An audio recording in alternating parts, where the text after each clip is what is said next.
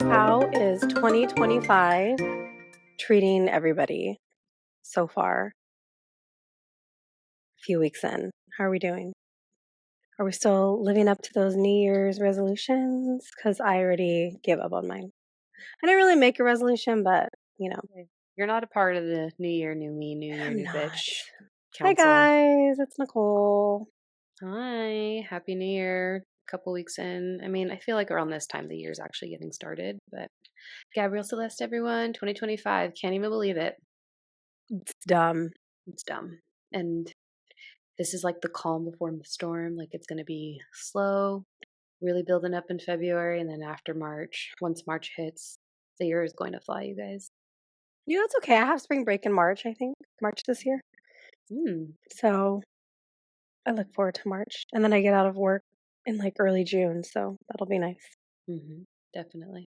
Yeah. All So right. So today we're talking about chakras, chakras, that's actually how you say it. That's so true. aka chakras, Chakras.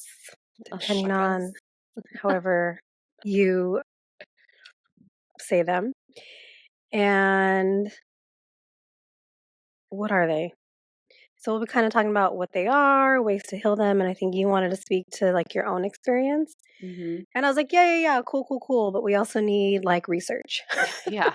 I was like, yeah, so shout out to Carla. She asked for Hey, this girl. episode specifically. So guys, we listen to what you ask us to do topics on via Instagram DMs. So I was like, yeah, and like no worries. I can come at it from like my experience personally healing mine. And, side note, PSA, they're never fully healed. They're always something that you're going to be working on. But I thought it'd be interesting to share what I've done over the last 5 to 6 years to support each one of the main seven. And then Nichole was like, yeah, but we need like research. And I'm like, okay, well, you can cover that I'm a part. science person. So let's start with the research, Hmm. and then you can kind of speak to your experience. Think that would flow good? I think that would flow good.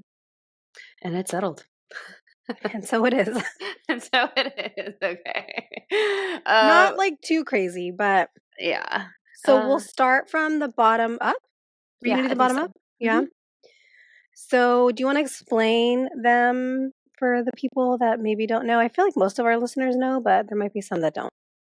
Yeah. So, Nichole, do you want to also hold up for those on YouTube the book that you're pulling Oh, from? this is such a good book. Hmm. Enough to- I have it on audio, but I think it's so much better to have it in paperback. The Yeah, chakra because then you get healing. to refer back to it. You just find your little tab. So it's called Chakra Healing, a Mm-hmm. beginner's guide to self-healing techniques that balance the chakras. And we're not going to go into everything in here because there's a lot, but it talks about different foods you can eat to support each one, essential oils for each, crystals, yoga poses, different meditations, things like that. So I don't think we're going to go into all of that, but it has a lot of really good stuff. Yeah. There's also a way more dense book, Eastern Body, Western Mind. That one definitely covers the Mm, chakras, but that is it's a beast. It's the Bible, I guess. yeah, this So is like that's a little not very beastie. yeah, that one's a good start. Hmm. But yeah, let's just start with just with the main seven. There's more than those, but we primarily work with those. And that is the primary foundation for most of my readings. So starting from the bottom up, there is the root chakra. Root chakra is related to your basic needs, your relation to the 3D world, your inner child, relationship to your parents, relationship to money. Then you have the sacral. So sacral is typically positioned right around the ovaries for females. And all of these have different colors as well. So the root chakra is red. Sacral And where is is that one? That one's like the the perineum. perineum. Yeah. Perineum. So Yeah. your like Anus. your perineum. Yeah. Uranus. Hmm. So, so that one's there. Then you have the sacral, which is orange, which is the ovary area. And that is all about your creativity. It is a motor for females. It is really where you birth anything new, not necessarily just a child or reproduce. It's And sexual then energy. For the men that don't have ovaries, it's just like right below your belly button. Just Yeah. in case they don't know. Belly button go Um, down. yeah, and that is just what I like to refer to as one of the centers that is life force energy, especially if you're a generator or a mani-gen in human design. So that's one that you really want to take care of. And that was the one that I have extensive experience in, I guess, just really supporting. That was actually the first one that I started with. You have the solar plexus, which is yellow, and that one's right at the core, so your stomach. It is, again, another motor center for sure. It's the source of your power. It's I am energy. And the lower three, you guys, which are the first three that we just spoke to, those are so critical and important for grounding on planet Earth. And those are the ones that I have the most problem with, according to my shaman. So, solar And plexus, yes, so actually according to the book, so I am is like root chakra energy, and then for solar plexus it actually says it's I can energy. What do you think about that? hmm, So I it think I says got to like, talk to my shaman about that. yeah, root chakras, I am, sacral is I feel, which makes sense as like a Yeah, mani-gen. And then solar plexus, I can, which is like our self-confidence usually, right? In it the is solar self-esteem, plexus. self-worth, it's Mhm. confidence, totally. Okay. And then we have the heart chakra, which is right above it. So it's literally heart chakra, where you would think your heart is at, rib cage energy. Excuse me, location. It is green. And that one, for me, what I often see is readings is how one loves themselves, but also how one loves another. Yeah, the affirmation for that is I love. Yeah. We have the throat chakra, which is right there at the center of the throat. It is blue. It's communications, how you express yourself, how you speak your truth, how you communicate with others, and so forth. Affirmation is I speak. Mm. You have the third eye, which is right around the forehead. That one is, oh gosh, purple. And then the crown's indigo, right? I think it's the opposite. Maybe that's indigo, And the crown's purple. maybe purple. Oh yeah, indigo and then purple. Yeah, third Indigo and eye's purple. indigo. Okay. Mhm. Yeah. So very similar colors. They are. Yeah. Third eye is having a sense of clarity, sense of look, being able to see forward, what lies ahead of you. If it's very open, you can read energy very clearly. You can see different timelines. You can see spirits. And the affirmation is I see. Makes sense. And then, wait, can I guess the affirmation for the crown? Is it I know? Mhm. Okay, so the crown's right on top of literally your head. So it kind of orbits there, hangs out there. And that one is the one that requires the most self trust. So if you are claircognizant, you probably have a very open crown chakra. And it is just a sense of knowing, a sense of what I would think would be related to inner peace because you have such a connection to inner knowing. And that one is kind of hard. And we'll get to that when we go through each one of those from the bottom up in my experience with working with them and expanding them. That one almost requires like being open minded, having an alternative form of thought, the way you think, maybe not being so conventionally focused like those around you, thinking outside of the box. And those that have a very, very, very open crown chakra, not always, but it could still be one that you're primarily working with, doesn't have to be that open. They tend to get migraines quite often. Oh my gosh, So I get migraines. Well, I get a lot of headaches. I get migraines a couple times a year, but yeah. Well, the one way that you can really support that, and that's actually something that I do often, especially when I'm traveling in airports or if I'm out and about, not just for sun protection, guys, even though I know I'm I not get a gonna lot wear of a mask. no. No, a hat. You wear a hat. Mm, I've heard Yeah. that before. So, It's also good though for us to get sun. I think they said no, we it is should have good. at least 10 minutes of direct sunlight on our body. Like no hats, no nothing, just like direct sunlight. No, it's really, really good for you. The only thing that makes that kind of challenging, not that piece, because 10 minutes is very minimal, but when you're exposed to prolonged sunlight, the problem is that most of us consume processed foods in some capacity.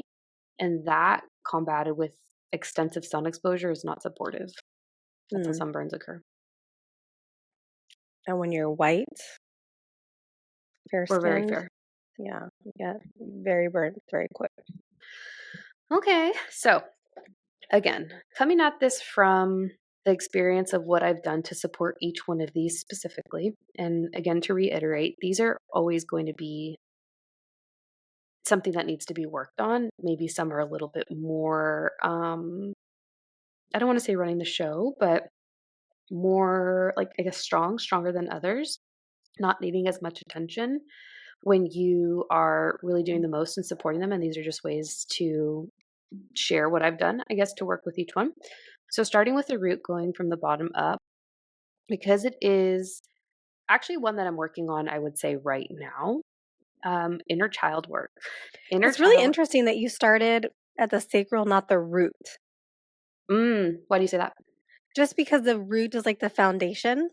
I hmm see, right? It's like the foundation. It's the first one. I feel like they all kind of like, like then they move up from there, I where it's like, let's fix the foundation first and then let's move to the other ones. Well, I was aware that I needed to work on my sacral. And again, this was 5 to 6 years ago. And I knew that because of what the sacral represents, I was like, oh, I have to start here. And then as I've gone deeper into the work, I'm like, wait. These now need a little bit more attention. And it's always been very parallel with what I'm working on with respect to my spiritual development and where I'm at in my personal journey.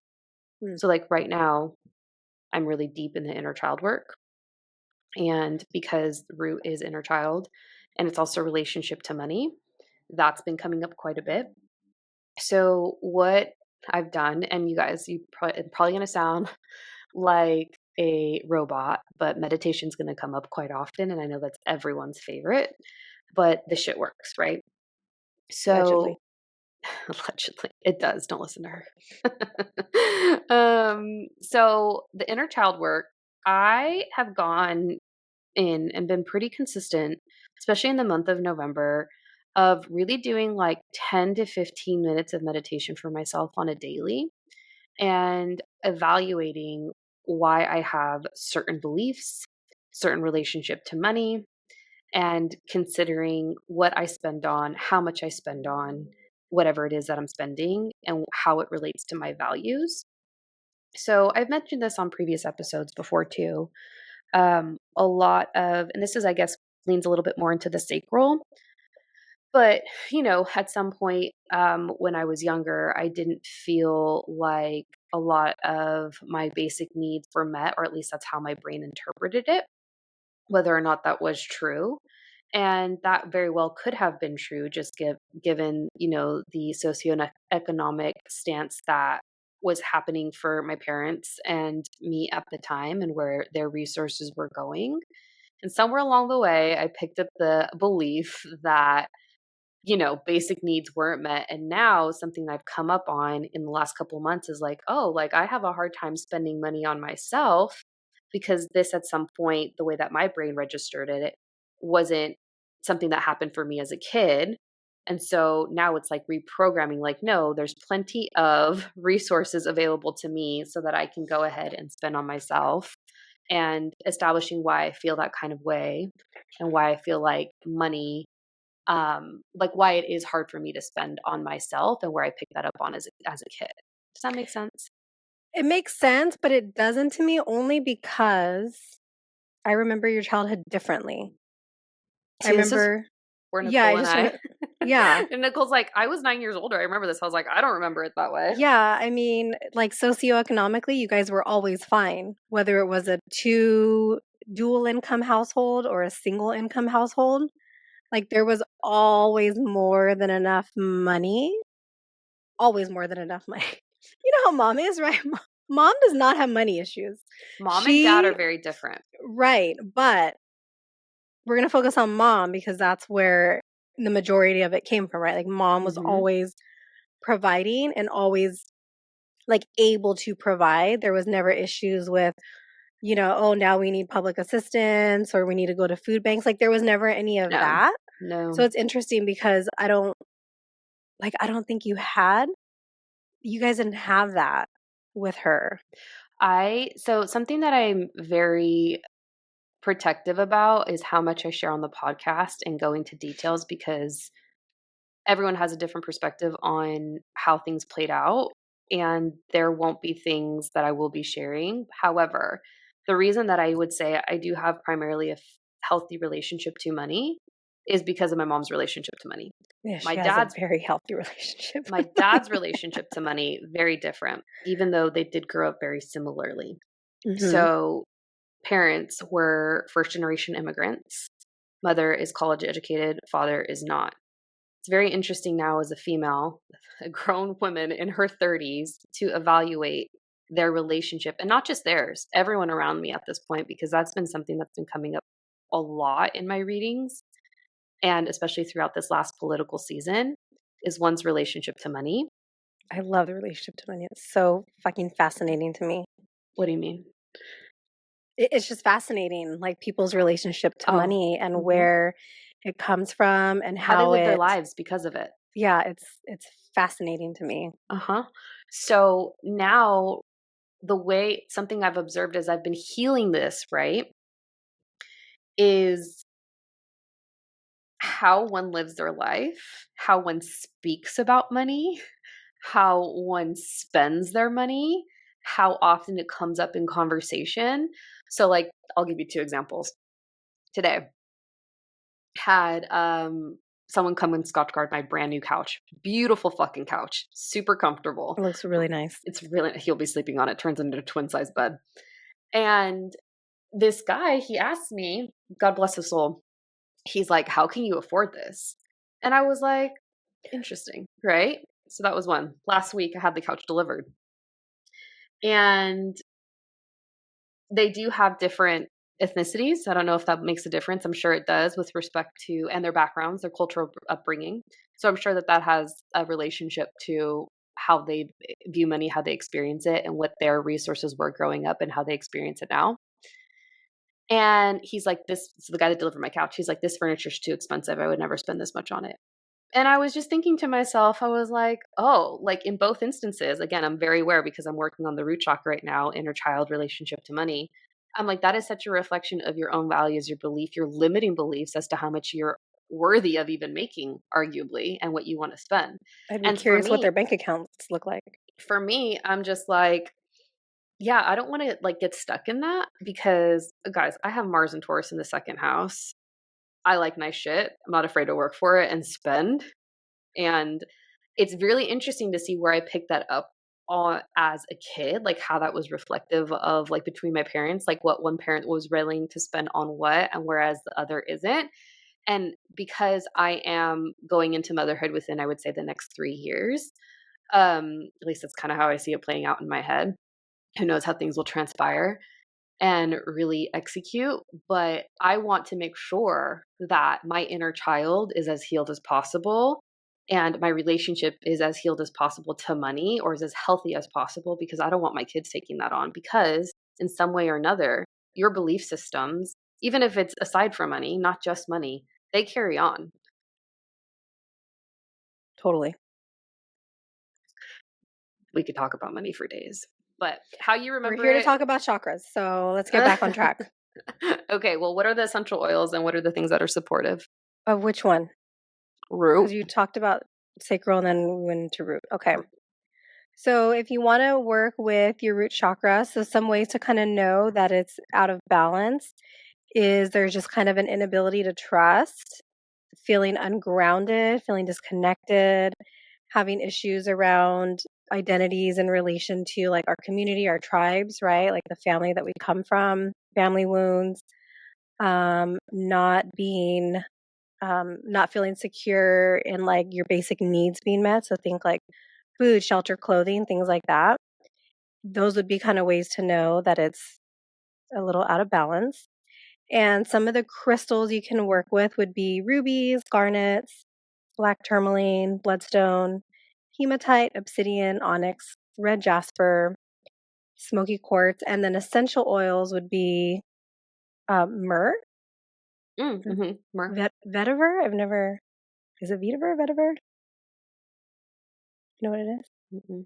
Oh, sandalwood, patchouli, Those would be some of the main ones that we've probably heard of. Those would be essential oils that you can work with. I would say you could put those on like the palms of your hands, the bottom of your feet. Those would be good places to put them if you're going to use them topically. Make sure that the essential oils also approved to be used topically because sometimes they're not, and you don't want a skin reaction.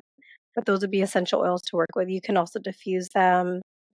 So those would be ones to diffuse for the root chakra. Okay. Are you sharing the crystals or are we just going to keep it moving? Or you went through the crystals. Oh, Ruby, we're going to take this garnet, out. Nichole, take this out. leave it in. Ruby, garnet, black tourmaline, red jasper, smoky quartz. Yeah. Okay. Root chakra, baby. That one's a bitch. The lower three are a bitch. I just want to share that. Not fun. I started having issues with my female reproductive area, and that is why I lean into the sacral at first. This I don't is, even know if it started. I feel like you just always had them though. Like as a well, child, you had them. it made sense once I became spiritually awake as to what the issues were with um, what was going on down there in the sacral. So I went back. Actually, this is an activity that I'm really like being detailed about in the month of January. I write down all of my to dos in an actual calendar, and I have my calendars dating back to 2019. And I'm going through them to see, like, okay, what was I doing then pretty consistently in terms of activities and whatnot. And something that came up was a lot of body work. So I would be getting literally massages monthly, every other week, because at the time also I was training for a full marathon. So I was really taking care of my body. I was going to yoga consistently at least once to twice, one time to two times a week. This was around 2019, 2020, guys. And I started going to acupuncture in relation to my concerns with my female reproductive area. So, something that I've really acknowledged and have pieced together, just evaluating my old activities and patterns, was the sacral really required a lot of like physical touch, physical supportive touch with respect to just like lots of body work, right? As just mentioned. And for me, that was super supportive. And in that period of time, now looking back, it was also very introspective. And because I almost was like releasing energy in that area through those different mechanisms of moving my body and having body work and having that type of support. I was also very creative because it was in that period of time that I really leaned into astrology, and it makes sense, and learning astrology too and learning about this work, that I was really able to like think about what I wanted to do in the years to come, which is now my business, podcast, and whatever lies ahead. What about you? You've also spent a lot of time on your sacral recently. I feel like I need to spend more time on it. I don't know. I don't feel like I actually do a lot of work directly on healing each chakra like individually. Like I think I do things like work, meditation, reprogramming, breath work, but in my mind they're not specific to, oh, I'm doing this for this chakra. I'm doing this for like it's I don't work that way. I Hmm. think I did in the beginning, but not so much anymore. So I can't really say yeah, I can't really say what I've done for those because I don't know that I've done anything specific. Like, oh, today I'm going to work on my sacral chakra. Mm, Yeah. okay. So, some ways to kind of know if it's out of harmony, out of whack, is that you'll have difficulty expressing your feelings or you're just cut off from your feelings. You're out of touch with pleasure and holding unprocessed anger. You might feel stifled with your creativity and resentful for not being able to like bring the ideas like into the world. There might be relationship issues, and that can be platonic relationships, that can be romantic relationships, reproductive issues, or feeling unstable or unhealthy around different aspects of your sexuality.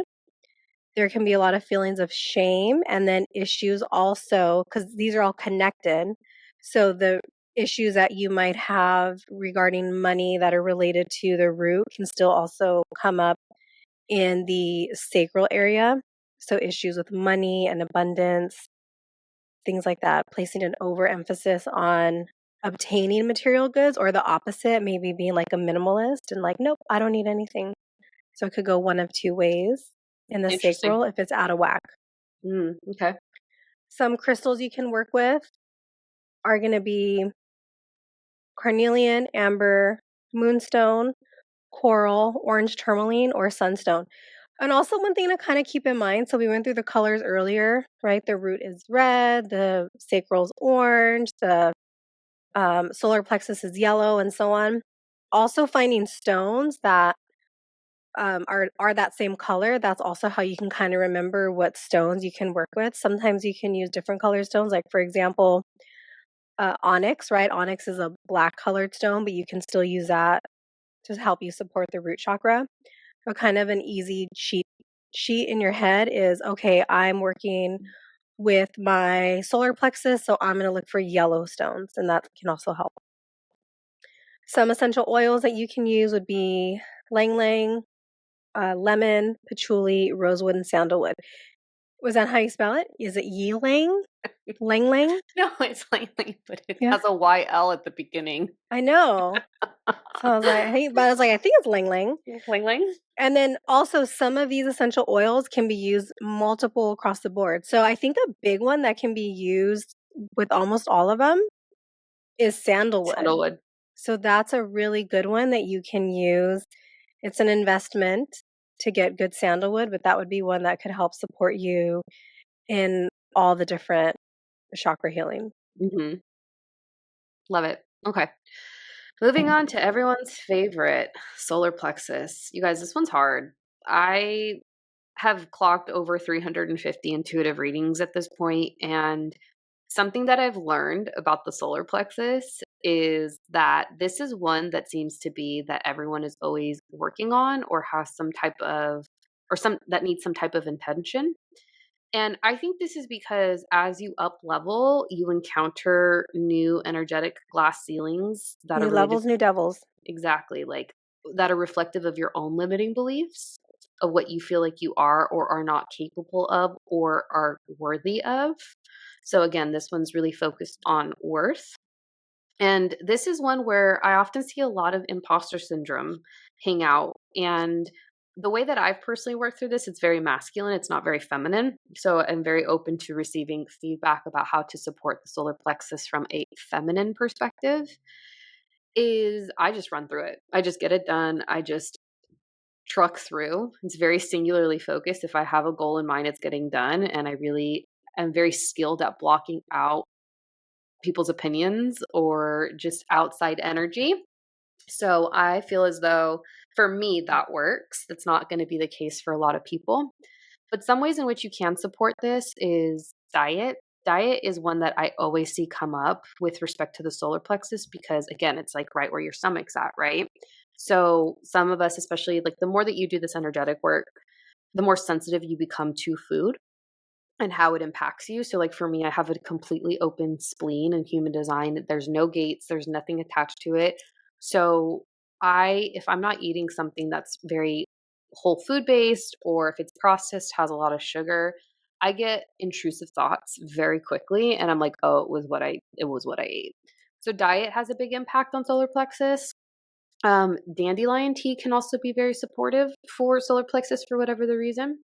And then also particular yoga poses can be very supportive for the solar plexus. Another thing that's really been helpful for me in supporting my solar plexus is hot yoga slash hot, like getting into a hot sauna.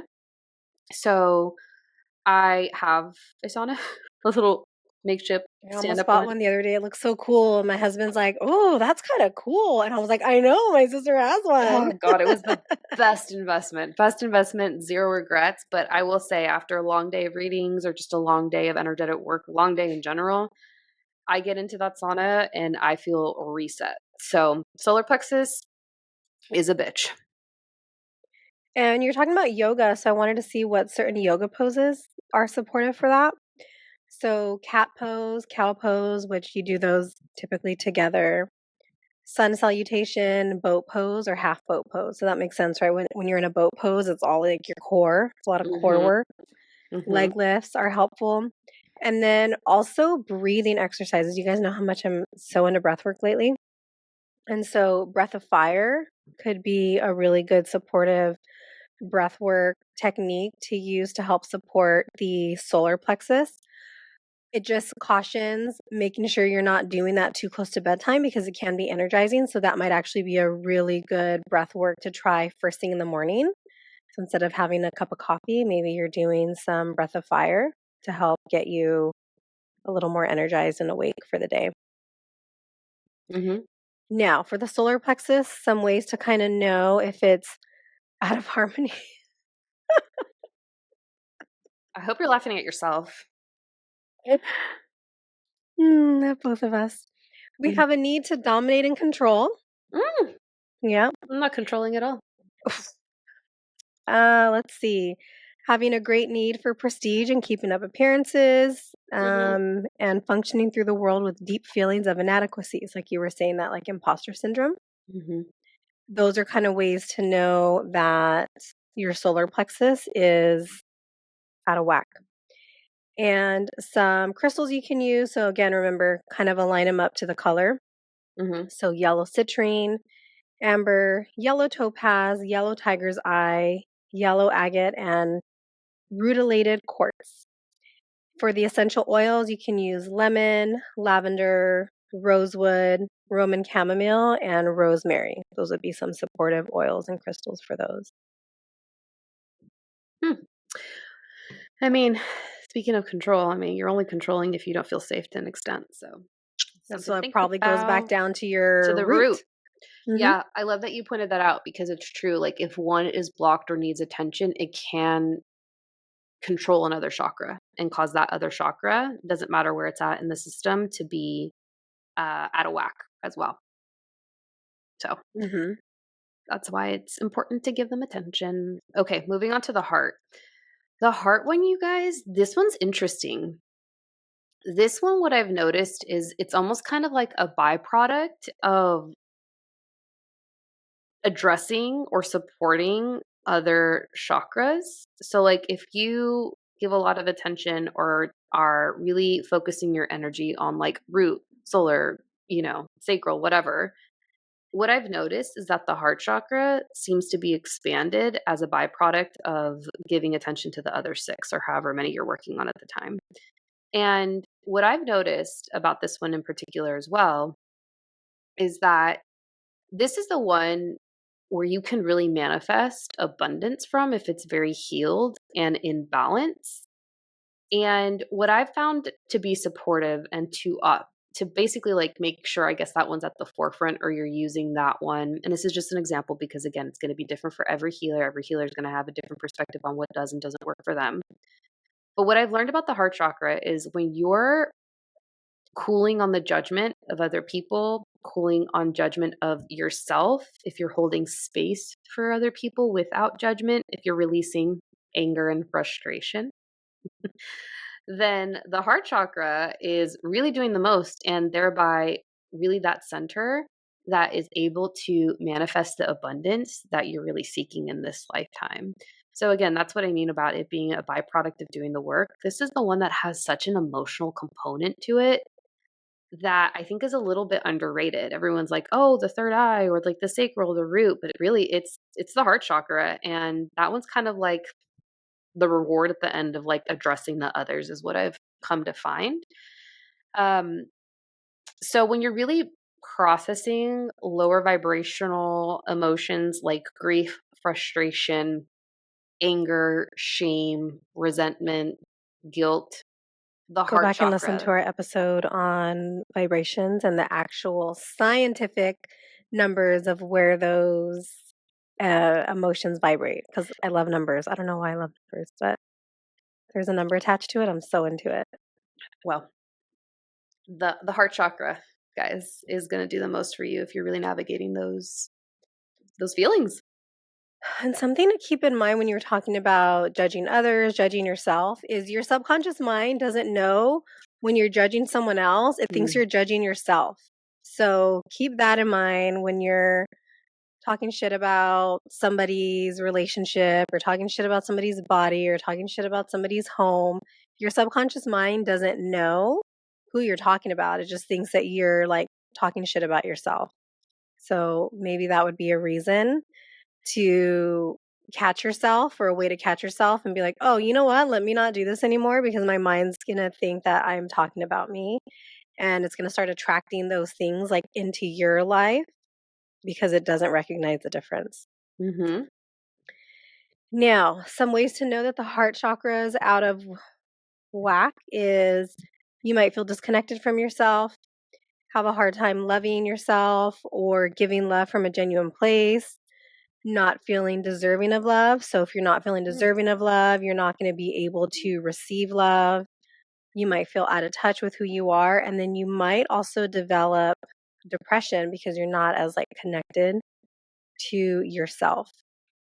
Some crystals you can work with: rose quartz. So that's going to be one exception also, where the color is a little bit different. But rose quartz, you can actually put that somewhere in your bedroom to help support love. So on your nightstand, I think I did. I know I have rose quartz in here somewhere, but that's something you can do to help bring in love into your life. Other crystals are going to be emerald, green tourmaline, jade, green calcite, green kyanite, and peridot. Is that what it is? Peridot? Peridot? I think it's peridot. All right. Is it? I don't know. I just think period, but it's not that. Can you spell it out for the people that are curious? Peridot. Mm-hmm. For the longest time, I thought one of the stones was solidite, but it's sodalite. And my son taught me Really? that. Yeah. And I was like, no, I think you're wrong. And I looked it up and I'm like, oh, you're actually right. Because he's super into stones and crystals right now. Like Celtic and Celtic? Guess what? It's both. It's both. It's both. And then essential oils you can use to help support the heart chakra is going to be rose, geranium, neroli, palmarosa, bergamot, lavender, Melissa, Okay. Melissa slash lemon balm.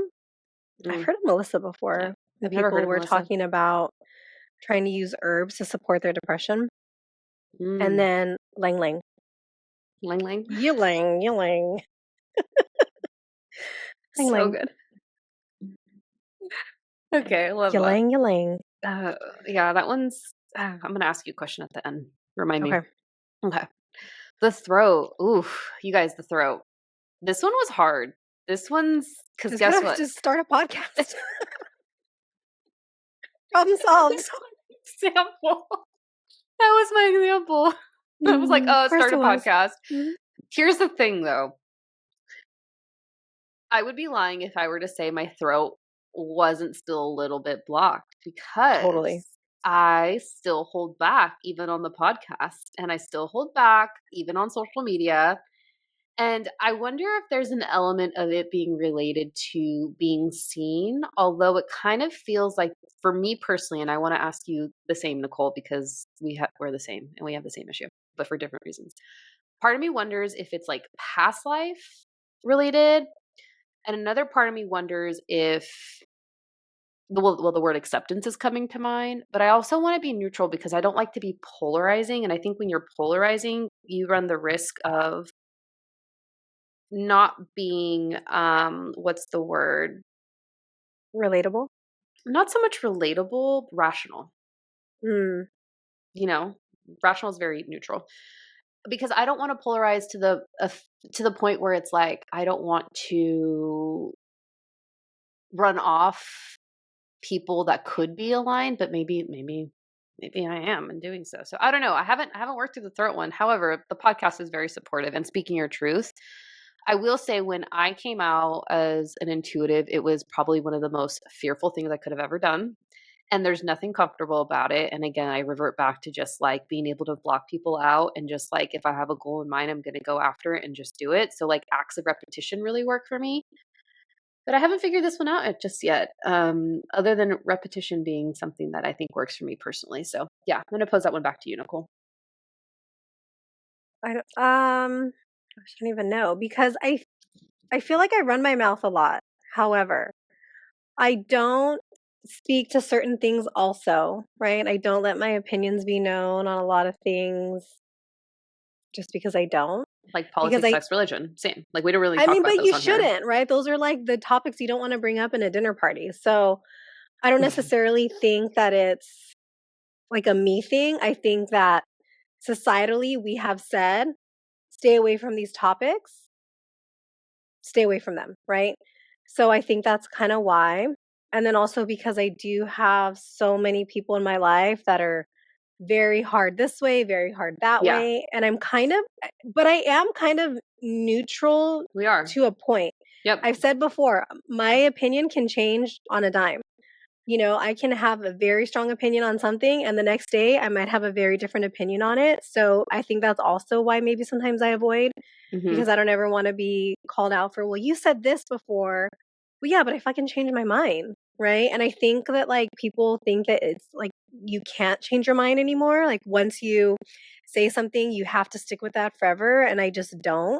So I think that's also maybe why sometimes I keep my mouth shut with certain things because I know that I will flip flop. Like my opinions will change based on new information I receive. My opinions will change based on where I'm at in my life. And, you know, my opinions pre baby are different than, you know, my opinions now being the mom of an almost 10-year-old, right? So things like that, I think, play into it. So, yeah, I don't know. I don't know I if I also have an think answer for you. I think also, and then we can move on to what's supportive from a crystal and essential oil standpoint. I also think we live in a time where it may not feel so safe Right. to speak your truth because of the world we live in and just the chaos that surrounds us. Hmm. So, yeah. Yes.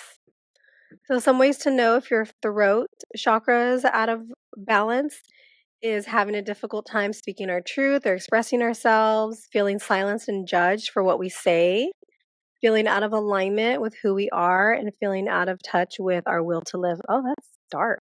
Okay.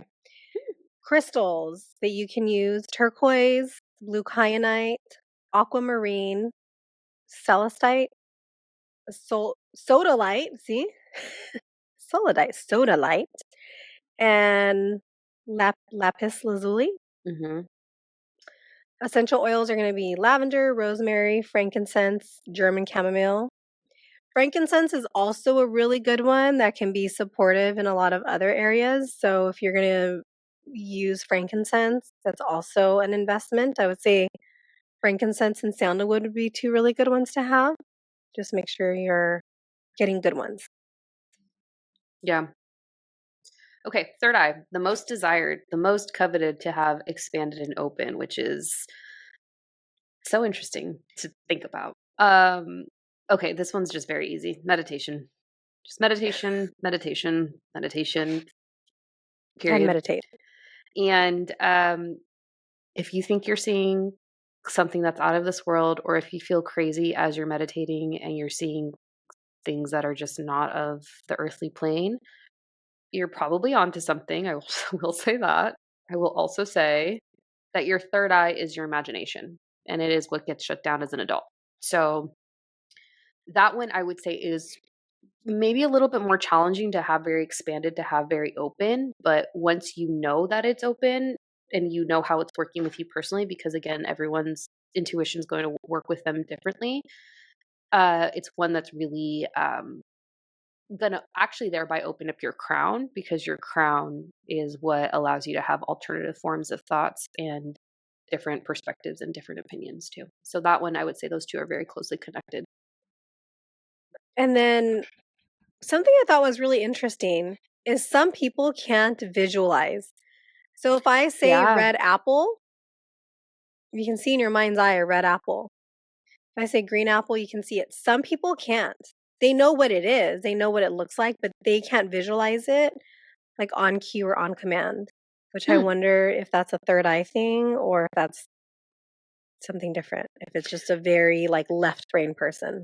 That's so interesting. I guess for me, because that's not how I operate. I've always been a very visual person, and that's my one of my main chakras that I use and work with. I don't even know what that experience would be like, I Right. It's guess. kind of weird, Yeah. right? Yeah. Yeah. Side note, something totally unrelated, but I just feel very called to share. I remember back in 2020 when we would have to get our temperatures checked. My girlfriend, she's super psychic. She was part of the reason I got into this work. But she's like, "Yeah, like, did you know that those lasers bring your third eye?" And I was like, never thought of it that way. So just had to share I mean, I'm sure Botox does too, but I'm still injecting in there for my 11s. Okay. that. So, how to know when the third eye is out of whack is focusing only on your intellect and rejecting all spiritual aspects of ourselves. We do not trust or are even aware of our intuition. And maybe we're only able to see the physical reality in life and carry a lot of fear in regards to our inner wisdom, right? Because intuition doesn't make sense. And so sometimes it's hard to trust that because it's like, I just feel like I should do this or I shouldn't do that. There's no logic behind it. So again, right, you're focusing only on your intellect and kind of like rejecting the intuition because it just doesn't make sense to us. Some Yeah. crystals you can use, again, lapis lazuli, amethyst, fluorite, tanzanite, clear quartz, star sapphire, and kyanite. Essential oils, lavender, frankincense, and sandalwood. Mhm. Sandalwood, baby. Hmm. Okay. And then we have the last one of the main 7 that we work with. Again, there are more.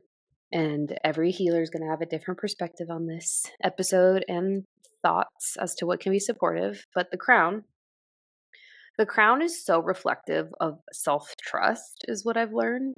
And really just trusting in the information you're getting, but in oneself.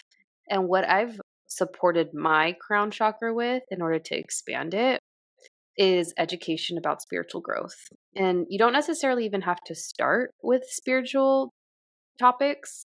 But what I found is that there is a seamless transition about books that are focused on self care, self improvement, self help.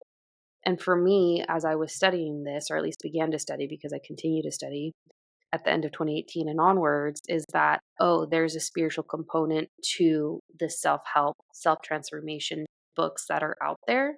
And that was kind of like the rabbit hole that I went down. So for me personally, aside from meditation, of course, is literally studying this work is what's going to be supportive to expanding your crown chakra. Mm. I feel like, I don't know. I feel like my crown is always open. I feel like sometimes it's too open. So I just get information all the time and I get headaches all the time. Yeah, I think we came in that way, to be perfectly honest. Like, I feel like we in this lifetime are like, okay, we're going to have open crown chakras. I think the danger when a crown is imbalanced is you become, and this is not your situation in any means because you are very forthright in your opinions, but again, you give yourself the permission to change. I think the shadow side when it's imbalanced is that you can take on other people's opinions without really acknowledging if that's something you truly believe in within yourself. So that's kind of like the Mm. thing that I see teeter with the crown chakras. I'm like, oh, like this isn't theirs. So a lot of the subconscious beliefs do get the focal point is in the crown chakra, but it does show up in different chakras. At least is what I've seen in readings. So just food for thought. No, my opinions are very much my own. Yeah, And I agree. I've held them for a very long time. But again, right, they can change. It usually doesn't change because somebody said something to me. It changes because Experience. I learned more, I experienced something different. Yeah. Hmm. Okay, so how to tell if it's out of balance is feeling disconnected from source, from universe, from God, maybe being angry. I know that comes up for some people, especially in regards to losing family members. Like I hear a lot, I'm angry at God when they lose someone they love. They might have a difficult time trusting their path and just their life in general. They might feel depressed and alone, unsatisfied with life, and unable to let go of anxiety and fear. Some crystals you can work with: amethyst, clear quartz, I can never say this one. Labradorite, Hmm. moonstone, selenite, and white topaz. Essential oils: frankincense, peppermint, sandalwood, and lotus. Now, this book is really cool because it also talks about different symptoms that you could experience or different diagnoses, ailments, etc., and which chakras those might be associated with. So I just wanted to Ooh. share some of those. So anger, the chakras that are going to be affected is mostly going to be root chakra, but also other chakras. So if somebody is just like a very angry person, it could be related to their root chakra. Can I say something about that? Yep. Something that I've noticed about those who have a lot of anger within them, they tend to have a lot of acne because acne is a relation to anger in the body. Oh, acne's not in here. Hmm. Addiction. This I thought was interesting. It said mostly the throat chakra, but all the other chakras are affected as well. So I thought that was interesting that it came from, or that the throat would be more affected due to addiction. I think I need to do a little more thinking and reading on that one. I wonder if it's related to Anxiety. like self-expression, like not being able to like feel safe and saying like I'm not okay, you know? It says when we feel ashamed about who we are or self medicate to avoid processing painful emotions, our sacral chakra is involved, but also the throat is really involved. Yeah, so I need to do a little more reading on that. But anyway, anxiety, the chakras that are going to be affected are going to be all of them, depending on what kind of anxiety.